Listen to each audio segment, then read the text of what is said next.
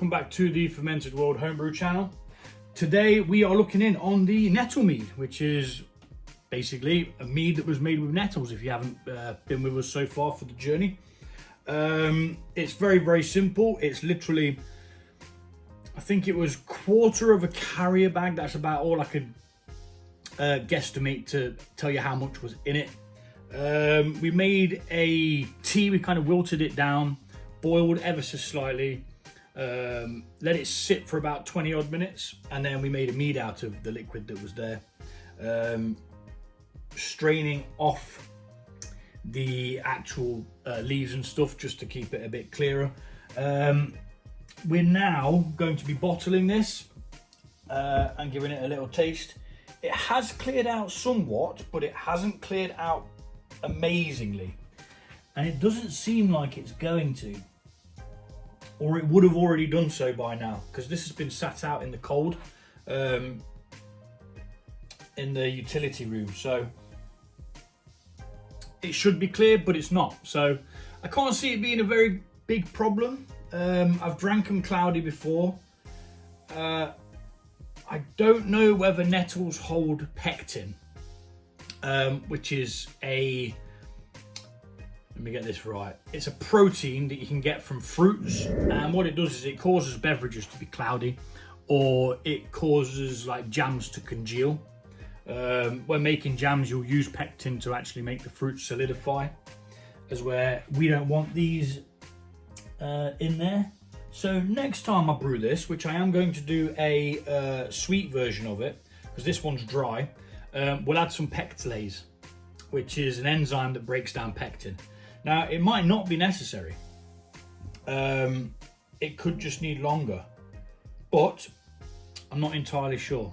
So by the look of it, this is the second fermentation. It's not actually fermenting though. This is where you transfer it from the bucket that it was in. Yes, it has been transferred, yeah. I can't remember the ABV on this. I will have to quickly look back on the other video. But today we're bottling this anyway. We're gonna have a little taste. See what it tastes like now. It should still taste the same, but it's always nice to have a little pop at your creation. So get yourself a glass and something to remove the liquid with, and we'll give it a whirl. I mean, it's definitely finished. It went dry down to, I think it was 0.994. I've broken my own rule with writing stuff down, and I've stopped doing it. I need to get back into the habit of doing it.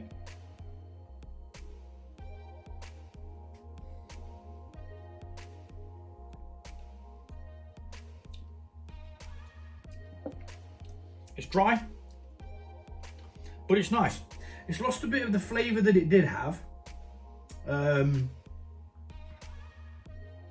because now really I can't really notice much about it. It just tastes like a dry mead, as where before it tasted quite nice. I mean, I'm not saying that it isn't nice.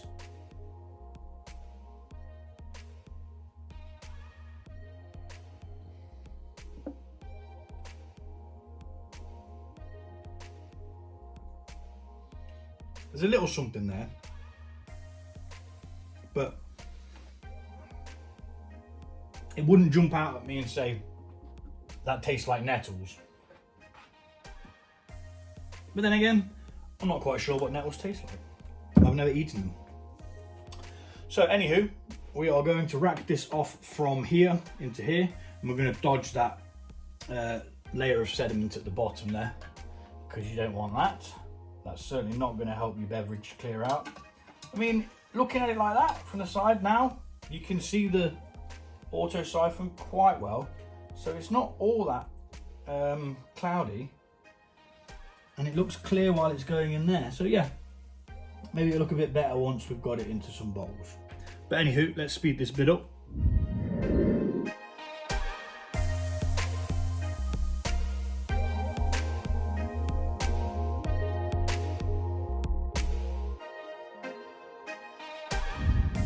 Okay, so we've pulled that off of the smeggy lees that's left in there.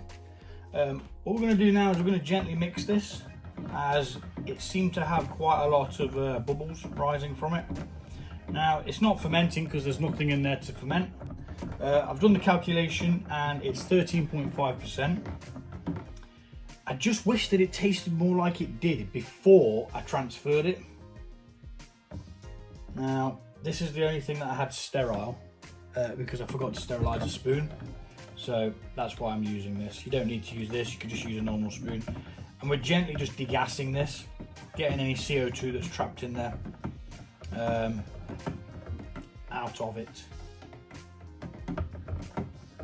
There does seem to be a fair few bubbles coming up still, but it shouldn't take all that long. And transferring it from one place to the other also does that, but we're not beating oxygen into this because if we do, we could end up causing a problem and it will spoil it.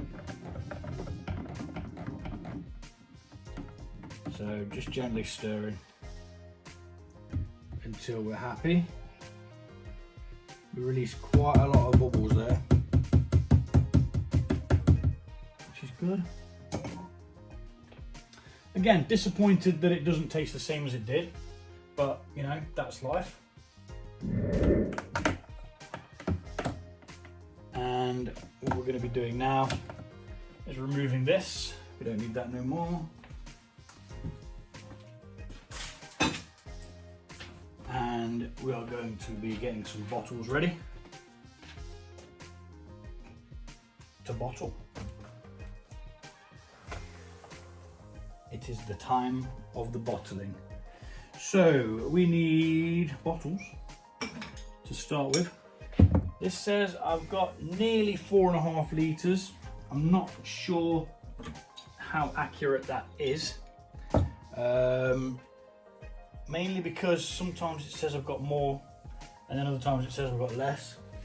I'm not sure whether the table here is on ever so slightly slanted. So first things first, we're going to do these bigger bottles. Whatever we've got left, we'll fill into this small bottle. I'll get the cap to cap that off and I'm going to send that to a friend called Eat the Country. Bloody flies, man. Fruit flies, as soon as they smell alcohol, it's like the right piss heads. Anyway, let's crack on with this. So we need to attach the bottle wand to the end of the auto siphon.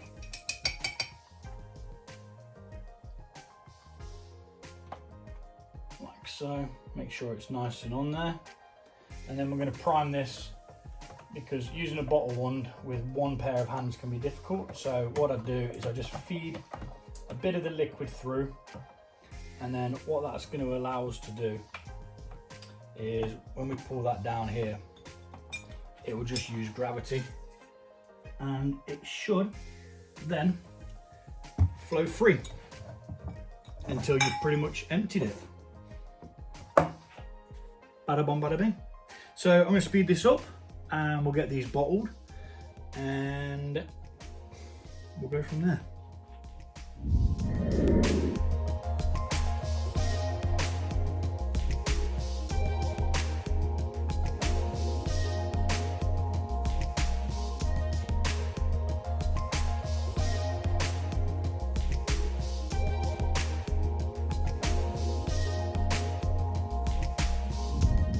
So we did only get 4 out of that. Again, like I say, sometimes it seems like you got more, but it's just the angle. Or maybe this jug is just a bit rubbish and it's just not the correct, what's the word? Measurement, not accurate enough. But either way, we've got 4 litres, which is pretty much standard as to what I expect. And I'll just drink this little bit tonight. It's not going to be wasted. We do not waste in this house. Now the thing's fallen off at just the right time. I've had it fall off before where it's actually like pumping, which is never good. Never good at all. Yeah, it's got a small split on it. But what we'll do is we'll transfer that into there. A little drinky poo later. Just get that out of my way up there. We're done with that. So it looks like I'm going to have to send my mate a big bottle, which I'm sure he'll be happy about. Although it's not all that amazing.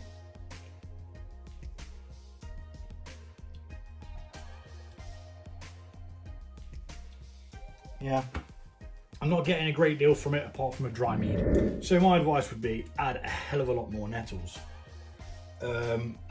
Before it went into the secondary, it did have a earthy, kind of like a herby flavour, but it doesn't have that now. It seems to have diminished. Now, whether that's because there's not a great deal of